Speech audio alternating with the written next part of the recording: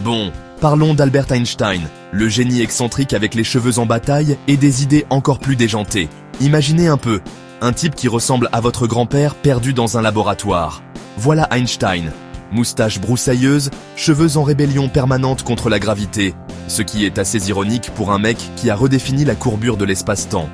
Né en 1879 à Ulm, en Allemagne, personne n'aurait parié que ce gamin, qui a à peine parlé avant l'âge de 3 ans et semblait rêvasser en classe, deviendrait l'un des esprits les plus brillants de l'histoire.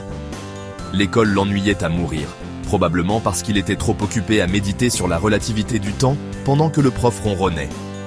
Avance rapide de quelques décennies, et ce même gars explique comment la lumière peut être à la fois une onde et une particule. Et pourquoi le temps ralentit pour quelqu'un qui file à travers l'espace à la vitesse de la lumière.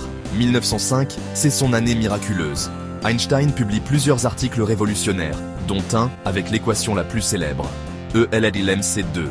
Avec cette petite formule qui tient sur un post-it, il démontre que la matière et l'énergie sont les deux faces d'une même pièce.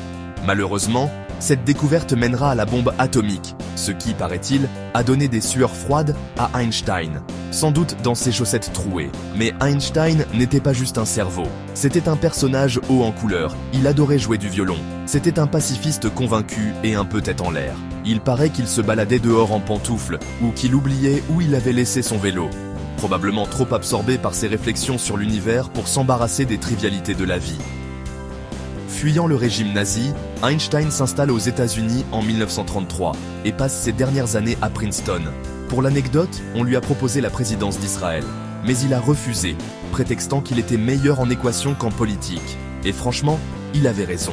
Il décède en 1955, laissant derrière lui un héritage scientifique colossal et son statut d'icône absolue du génie. Voilà, Einstein, la preuve qu'on peut révolutionner la physique et galérer à retrouver ses chaussettes.